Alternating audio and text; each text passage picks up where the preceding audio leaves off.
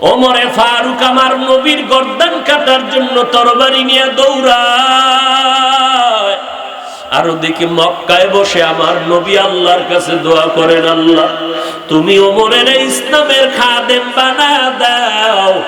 আমার নবীর দোয়া কবুল হয়ে গেছে।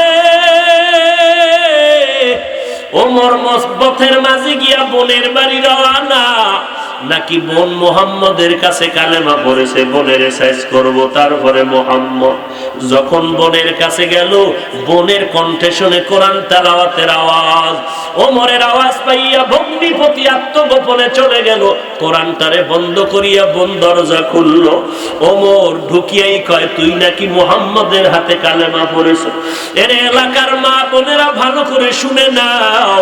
ওমরের বোন ডাক দিয়া কয়, ভাই আমি আল্লাহর নবীর হাতে কালেমা পড়ে মুসলমান হয়ে গেছি।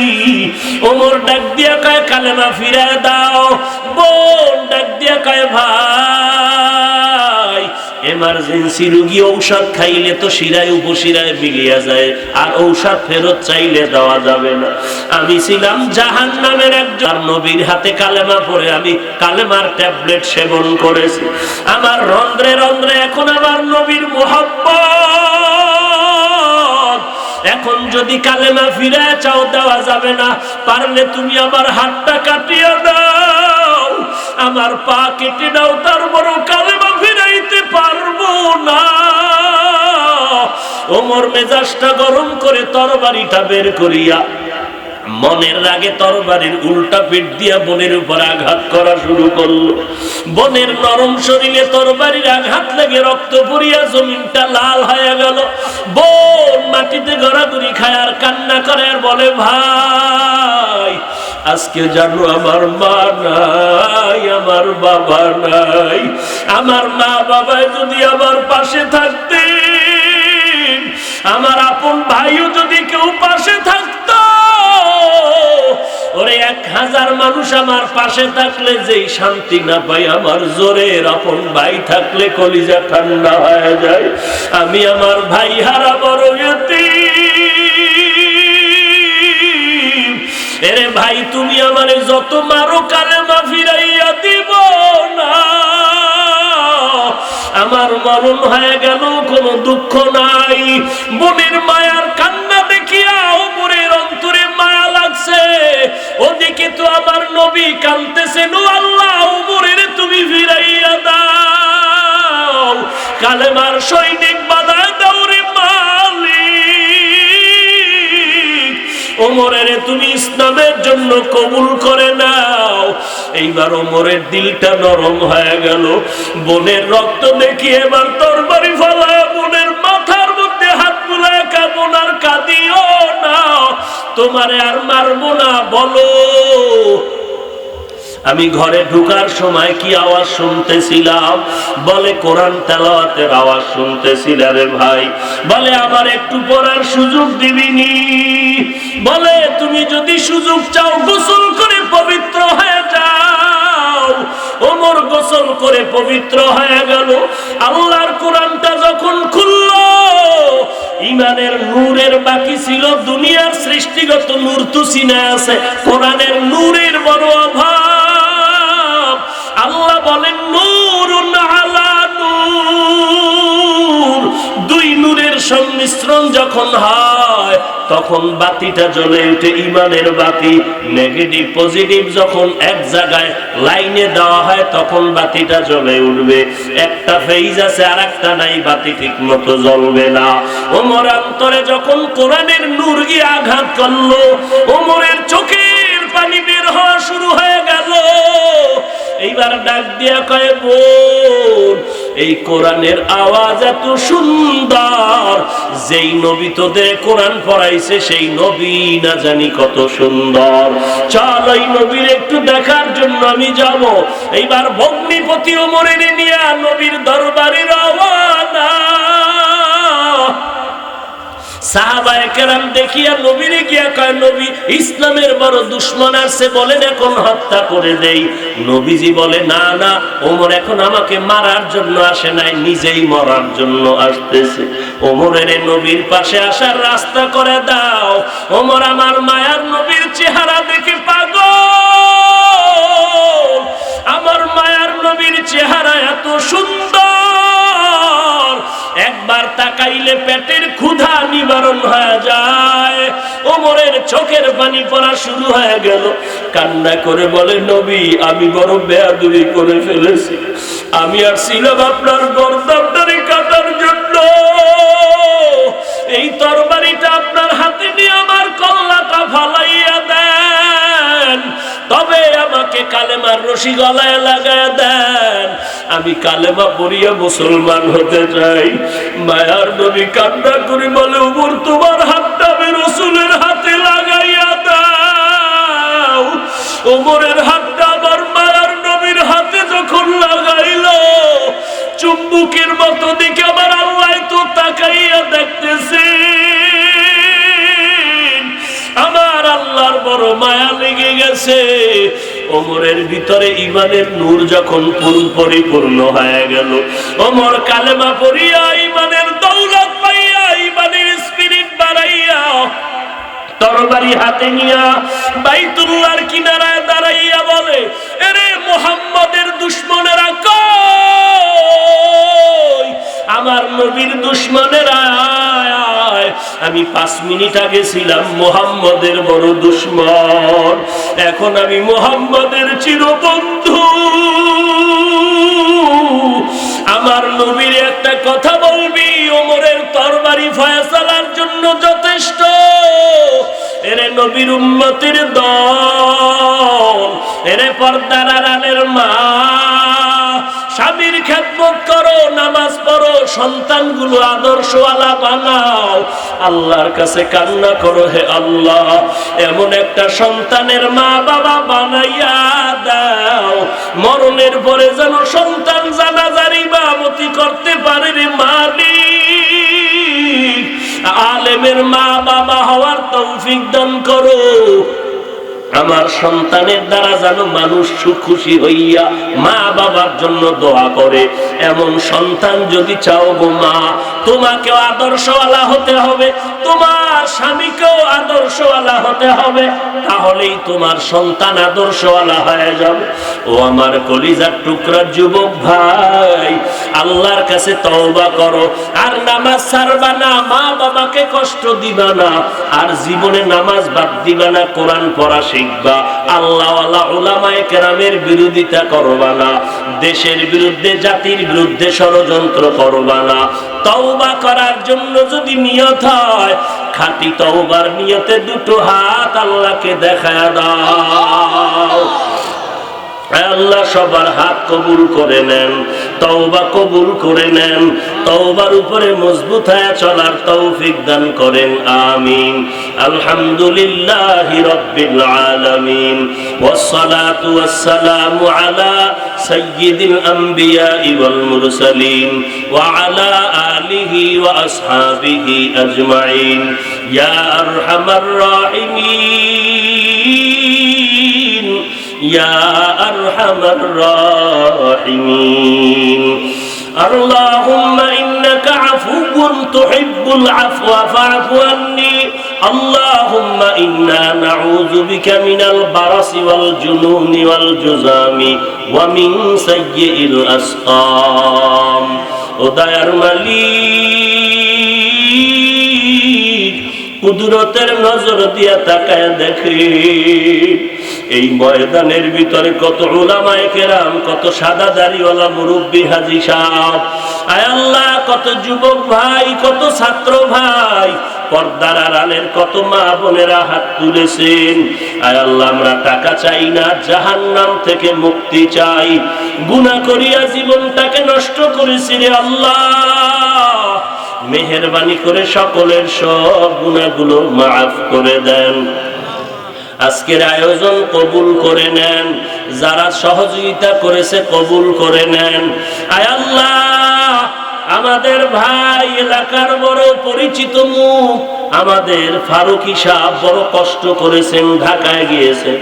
আয় আল্লাহ এই প্রোগ্রামের জন্য কত জায়গায় জায়গায় দৌড়াইছে, খানাটাও ঠিক মতো খেতে পারেন নাই, ঘুমাইতেও পারে নাই। এই এলাকার মানুষের কিছু দিনের কথা শোনাবার জন্য পাগল। আয় আল্লাহ, ফারুক সাহেবকে আপনি দিনের বড় খাদেম হিসেবে কবুল করে নেন। আয় আল্লাহ, হায়াতে বরকত বাড়ায় দেন। আয় আল্লাহ, এই প্রোগ্রামের জন্য যারা মাইক লাইট প্যান্ডেল দিলেন তাদের কবুল করে নেন। আয় আল্লাহ, প্রশাসন থেকে যারা সহযোগিতা করেছেন, আয় আল্লাহ, চেয়ারম্যান সাহেব, ওসি মহোদয়, পুলিশ প্রশাসন, এমপি মহোদয়, এসপি সাহেব, আয় আল্লাহ তাআলা তাদেরকে আপনি কবুল করে নেন। আয় আল্লাহ, চেয়ারম্যান, বর্তমান চেয়ারম্যান সাহেবের, আয় আল্লাহ, বাবা দুনিয়াতে নাই। আয় আল্লাহ, দুনিয়া থেকে যারা আরো মুরব্বীরা চলে গেলেন, আমাদের হাটহাজারীর হযরত নাই। আয় আল্লাহ, চরমনার জমিনে আল্লাহর ওলি ঘুমিয়ে আছেন। এই জমিনের মধ্যে যত আল্লাহওয়ালারা ঘুমায় আছেন, আয় আল্লাহ, সমস্ত আউলিয়া কেরামদেরকে জান্নাতের উঁচু মাকাম দান করেন আল্লাহ। আয় আল্লাহ, আমরা যারা হাত তুলেছি অনেকের মা নাই, বাবা নাই, ওই কবর থেকে দোয়া চায়, ও সন্তান, মা বাবার চেহারাটাও কি মনে পড়ে না? ওই মা বাবার জন্য কি মায়া হবে না? ও আল্লাহ, তাকায় দেখেন কারা ইয়েতিমের মতো হাত তুলেছেন। মেহেরবানি করে সবার কবর জান্নাতের বাগান বানায় দেন। ইবাদতের বেলায় আল্লাহ, কপালের সেজদার বেলায় আল্লাহ, সব দিক থেকে আমার আল্লাহ এক। আল্লাহর সমান কেউ নাই, আল্লাহর উপরেও কেউ নাই, আল্লাহর ক্ষমতার মতো কারো ক্ষমতা নাই, আল্লাহর গুণের মতো কারো গুণ নাই, আল্লাহর সহযোগিতার জন্য কোনো সহযোগী নাই। আল্লাহ এক, কুল হুয়াল্লাহু আহাদ, আল্লাহুস সামাদ। এ নবী, উম্মতের জানায় দেন, আমি আল্লাহ এক, আমি আল্লাহ বেনিয়াজ, আমি কারো কাছে ঠেকা না। সারা দুনিয়ার শুধু মানুষ না, সব মাখলুকাত আমার কাছে ঠেকা। আমার নবী মুহাম্মদ রাহমাতে আলম, ওই নবীর জন্য আমি কেমন পাগল, কিন্তু সেই নবীও আমার কাছে ঠেকা। আমি নবীরে যা জানাই, নবী তা জানার পাওয়ার পায়। আমি নবীরে না জানাইলে নবীর জানার ক্ষমতা নাই। আমি রসুলকে কোরআন দিয়েছি, রসুল পেয়েছেন, আমি দেই নাই, 40 বছরে পান নাই। তাহলে সব মাখলুকাত কার কাছে ঠেকা? আল্লাহ কারো কাছে ঠেকা নাই, কারো কাছে ঠেকা নেই। আল্লাহ পাক বলেন, হে নবী, জানায়া দেন, লাম ইয়ালিদ ওয়া লাম ইউলাদ,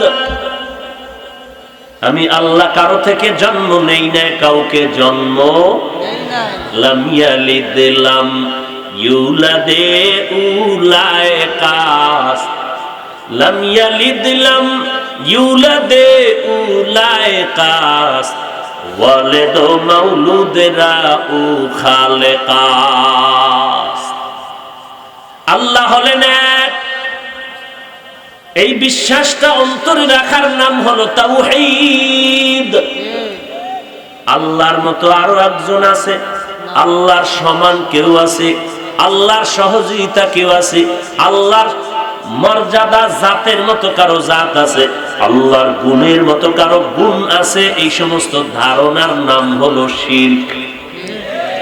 আল্লাহ বলেন, সব গুনাহ মাফ হবে, শিরকের গুনাহ মাফ হবে।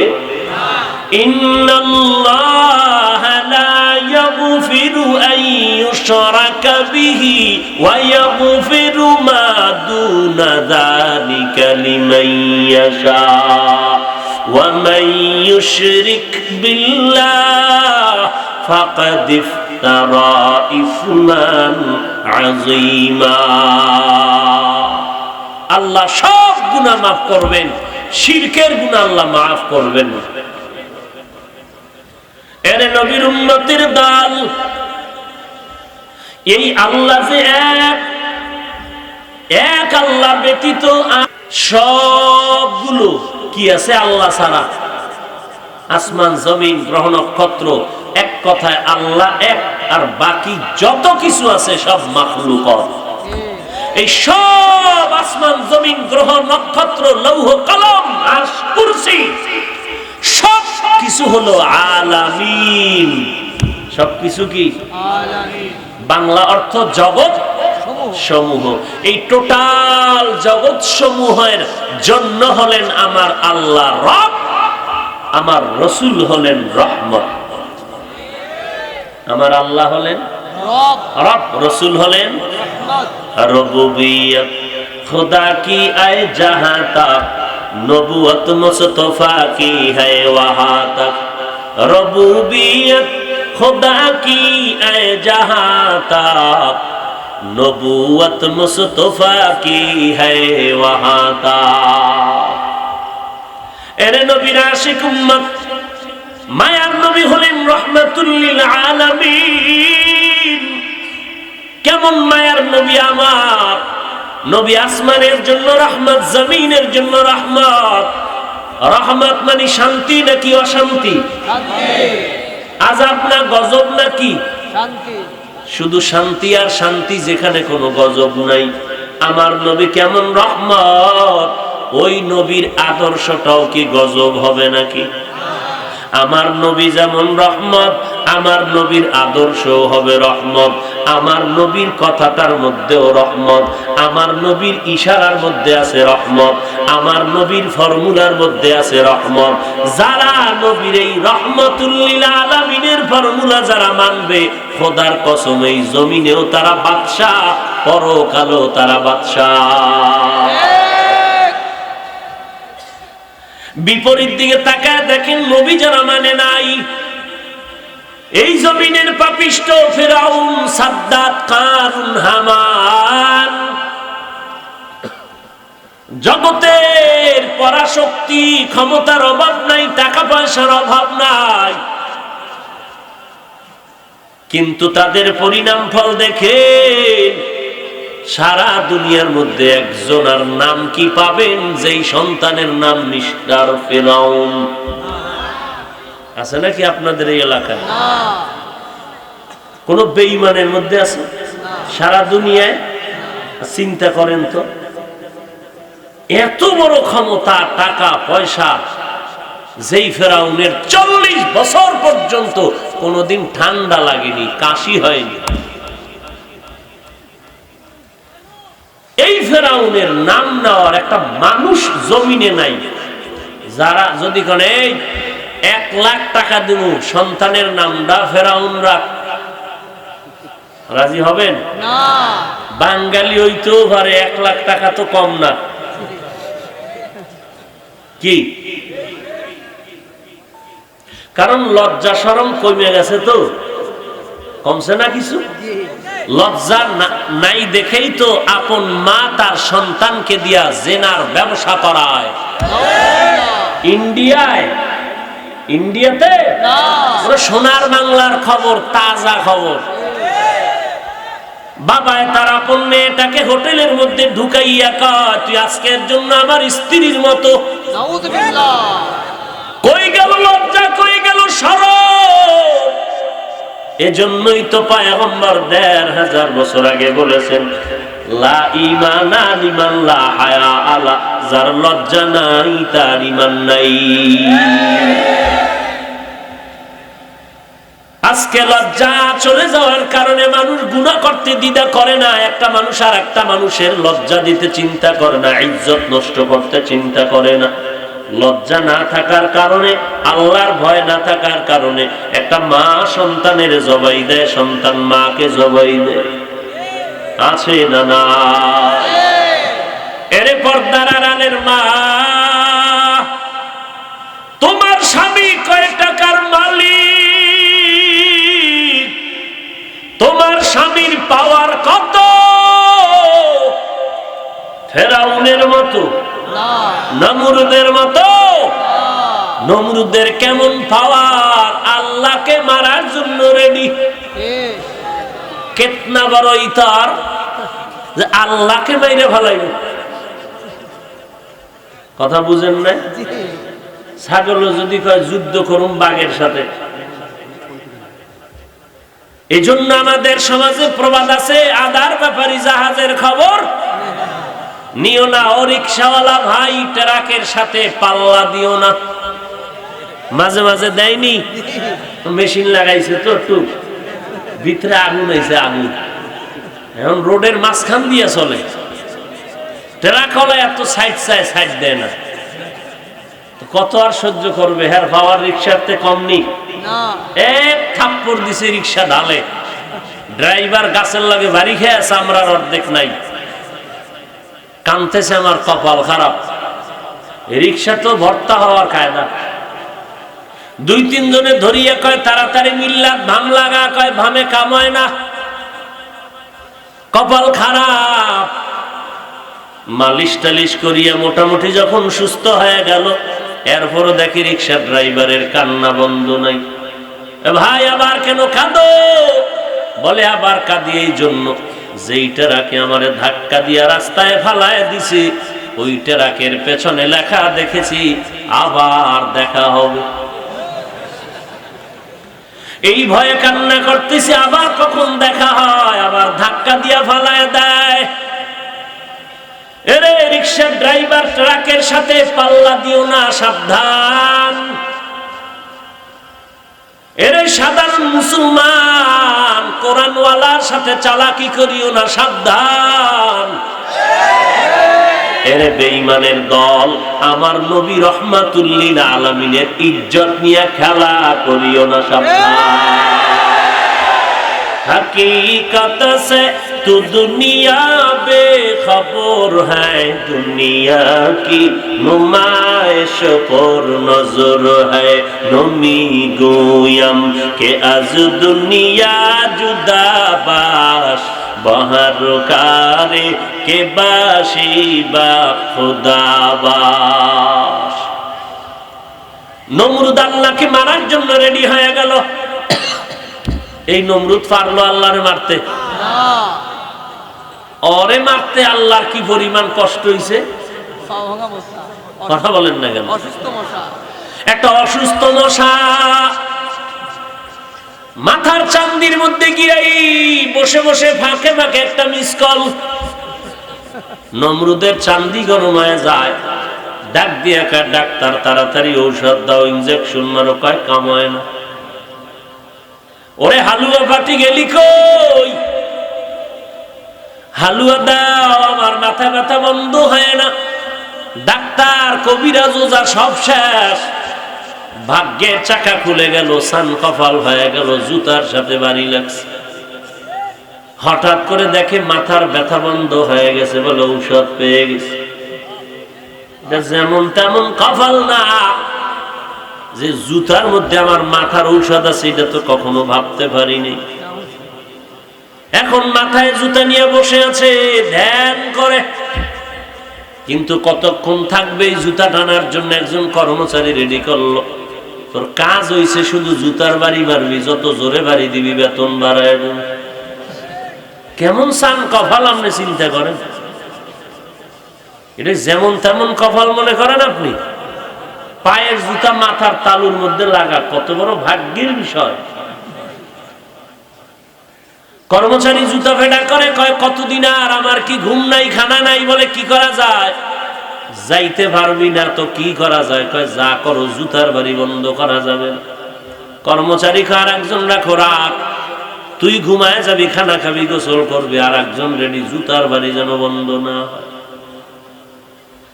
এরে নবীর আশিক উম্মতের দল, যেই ফেরাউন এত গরিব, একটা টাকা নাই চলার মতো, জনগণের ক্ষেতের মধ্যে গিয়ে তরমুজ আর শশা টাইনা টাইনা এরপরে আটানা করে পয়সা পাইত।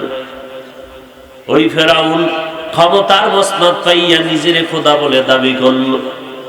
ও এলাকার আম্মা জানেরা, একটু চিন্তা করে দেখবেন, কথাগুলো সারা জিন্দেগি বয়ান শুনে লাভ হবে না রে মা।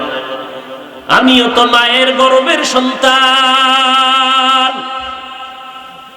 এরে পর্দার আড়ালের মা,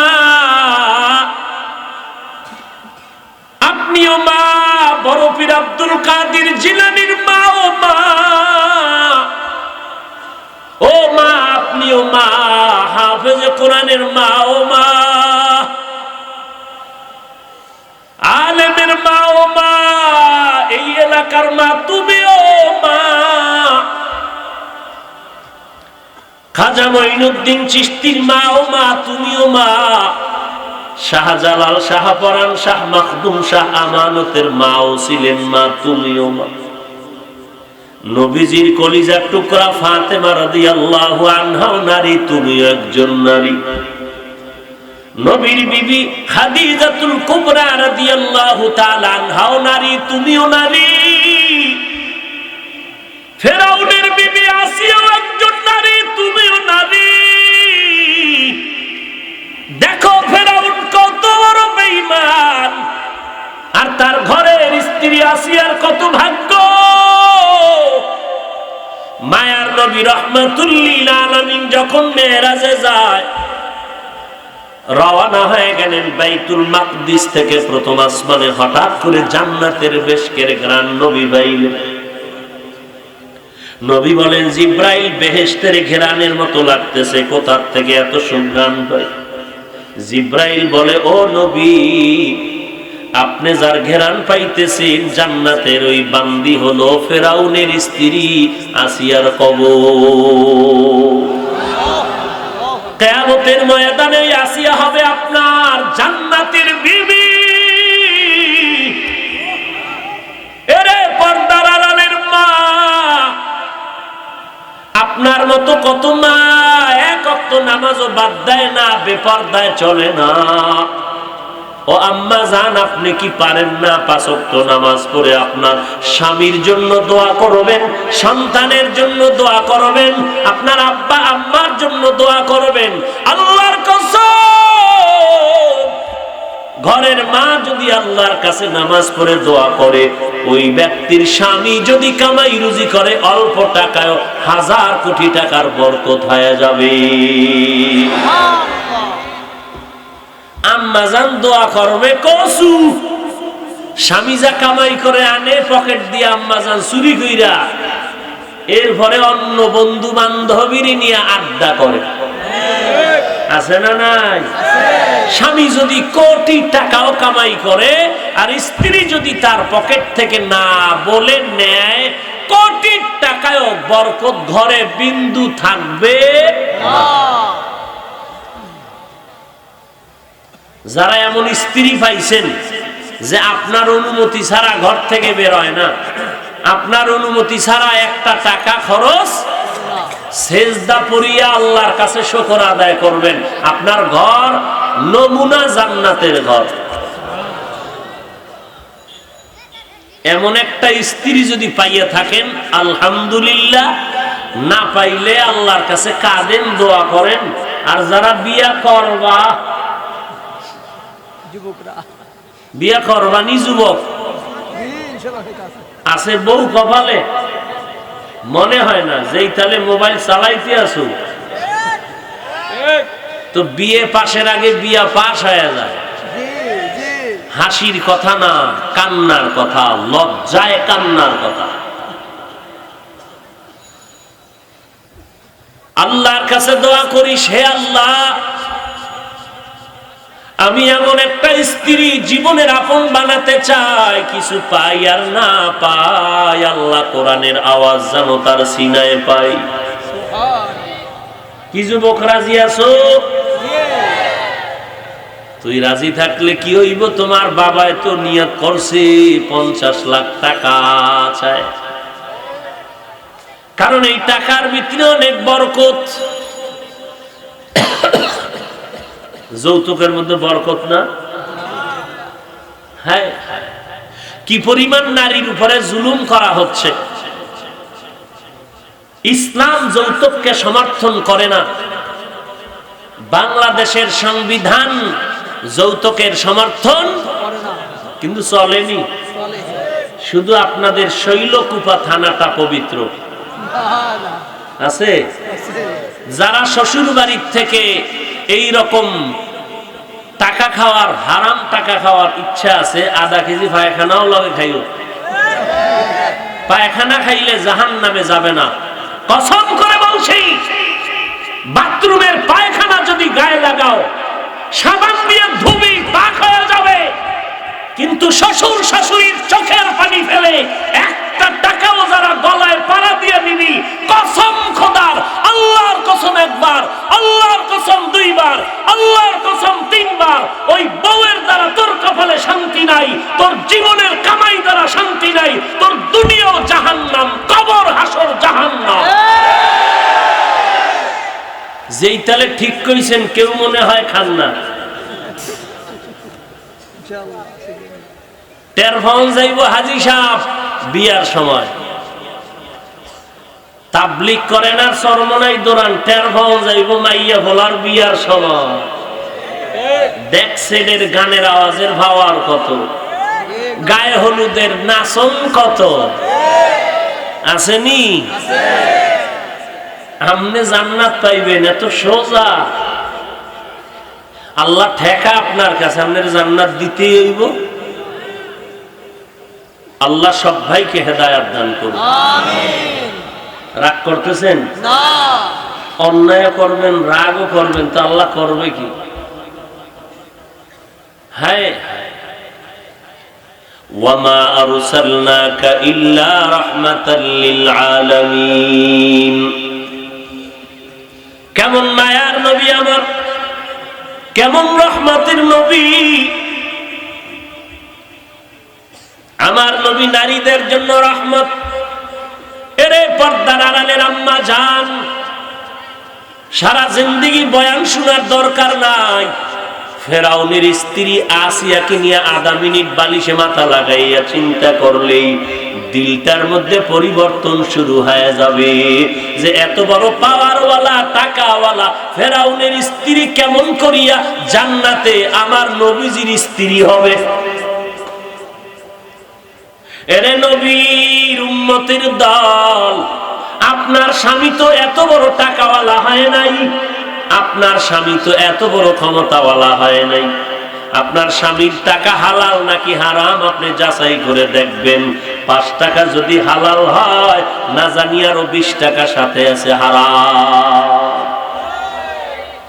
এমন স্ত্রী কার ঘরে আছে যে স্বামী টাকা দেয় আর স্ত্রী কয় কই ভাইলা এত টাকা, চাকরি করো বেতন 20,000, বাকি 30,000 ভাইলা কই? আমার আম্মা জানেরা যদি একটু জিগাইতো না, তাহলে আমার আব্বা জানেরা ঠিক হয়ে যাইতো। সন্তানের পবিত্র রক্ত হারামের কারণে, টাকার কারণে নাপাক হতো না।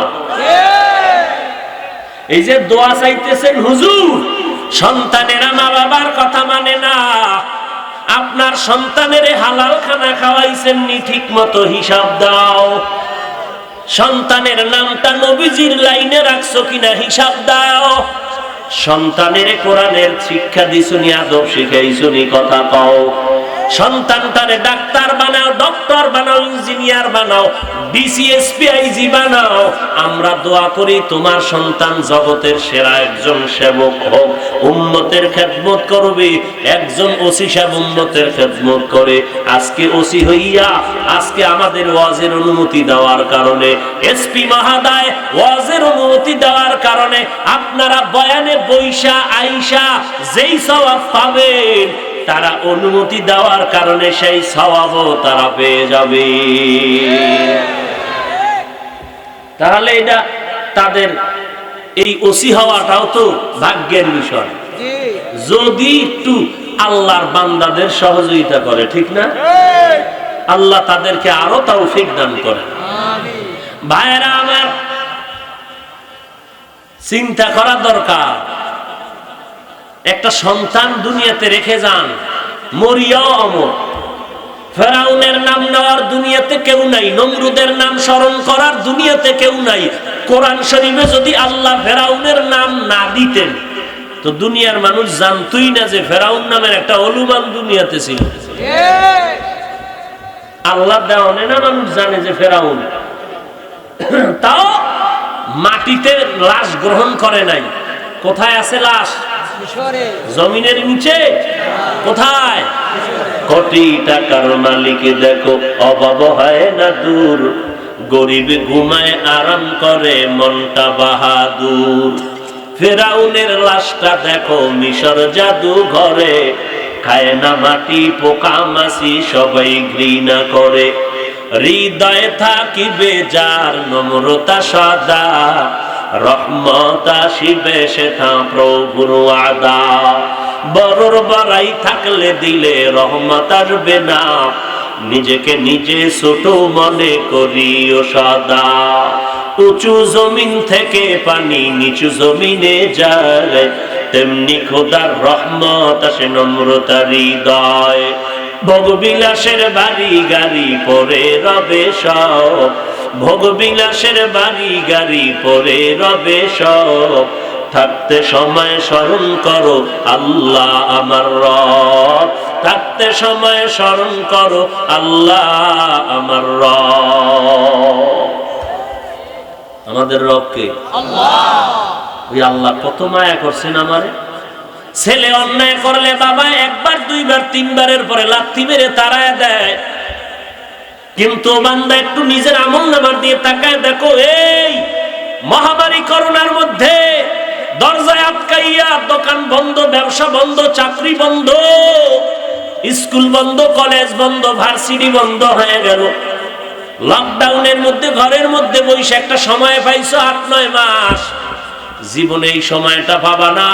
ফেরেশতারা কিন্তু লেখা রাখছে আল্লাহ এতদিন কোরআন কেন পড়তে পারে না, জিগাইলেই বলতো টাইম নেই, স্কুল খোলা, কলেজ খোলা, চাকরি খোলা, ব্যবসা খোলা। আল্লাহ কয় ফেরেশতারা লকডাউনের হিসাবটা লেখা রাখ, এই টাইমে কেন কোরআন পড়লি না? এখন আল্লাহর কাছে কি অজুহাত পেশ করবা? দৈনিক 1 ঘন্টা যদি সময় ইমামের কাছে গিয়ে দিয়া কোরআনটা শিখতা, 3 মাসের বেশি সময় লাগতো না কোরআন শিখতে রে বাবা। কারণ নামাজের মধ্যে কোরআন ছাড়া নামাজ পড়া যায় না। নামাজে কোরআন লাগে না? তাহলে কেন কোরআন শিখেন না? যেই কোরআনের একটা অক্ষর পড়লে 10 নেক, কোরআন খুলিয়া শুধু তাকাইয়া দেখবেন তাতেও সওয়াব। আর সেই কোরআন আজকে মুসলমান পড়েন না, আফসোসও নাই, কোরআন পড়তে পারি না। এরে আমার কলিজার টুকরা যুবক,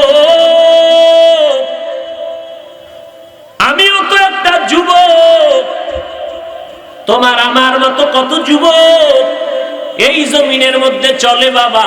তোমার পায়ে হাত দিয়ে বলি নামাজ পড়ো, পর্দা করো, হালাল খাও, মা বাবার খেদমত করো, জবান দিয়া কাউকে গালি দিও না, ফেসবুকে কারো বিরোধিতা করিও না। এইটা কি মানা যায়? ফেসবুকে বিরোধিতা না করলে তো রাতের ঘুমই হয় না। আজকে না কালকে, আজকে একজনের বিরুদ্ধে, কালকে আর একজনের বিরুদ্ধে, এভাবে লিখতে লিখতে গুনার পাহাড় করতে সরে বাবা। আজকে তোমার পায়ে হাত দিয়ে বললেও তুমি নামাজ পড়তে চাও না। শুধু আমি না, তোমার মা যদি কয় বাবা ঘুমা, মায়ের এক ধমক দাও।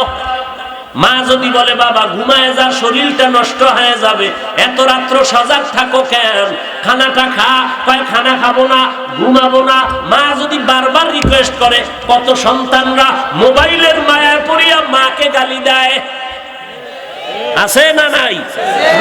এই মোবাইলের কারণে ওস্তাদের সাথে বেয়াদবি করে, এই মোবাইলের কারণে বন্ধুত্ব নষ্ট হয়, এই মোবাইলের কারণে হাতের গুনাহ হয়, এই মোবাইলের কারণে জবানের গুনাহ, এই মোবাইলের কারণে চোখের গুনাহ, এই মোবাইলের কারণে অন্তরের গুনাহ, এই মোবাইলের কারণে স্বাস্থ্য নষ্ট, এই মোবাইলের কারণে চোখের পাওয়ার নষ্ট, এই মোবাইলের কারণে তোমার হাড়ের ক্ষতি, এই মোবাইলের কারণে ব্রেনটা নষ্ট হয়ে যাচ্ছে, এই মোবাইলের কারণে তোমার ঘুম নষ্ট হয় গেল, মোবাইলের কারণে খানার রুচিটাও নাই। খানার কি নাই? রুচি নাই। আর কত ভাত কইতাম, লাভ কি এত কিছু খাওয়ার যদি হেদায়েত না থাকে? ওই সন্তানের মা বাপ হইয়া লাভ কি, যেই সন্তানের কারণে বাপ মা জেলখানায় যাবে?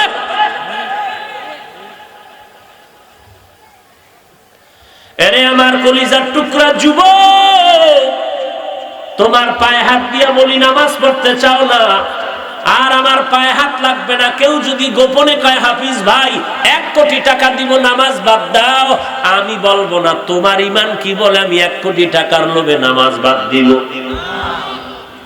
এবার বালিশে মাথা লাগায় চিন্তা করবা, তুমিও মানুষ আমিও মানুষ, তুমি যেই আল্লাহ মানো আমিও সে আল্লাহ মানি, তুমি যেই মুহাম্মদের নবী মানো আমি সেই নবীরেও নবী মানি। তোমার কাবা আমার কাবা এক, তোমার কোরআন আমার কোরআন এক, তোমার আল্লাহ আমার আল্লাহ এক, তোমার নবী আমার নবী এক, তোমার বেহেশত আমার বেহেশত এক। ওরে বান্দা তোমার কাবা আমার কাবা এক।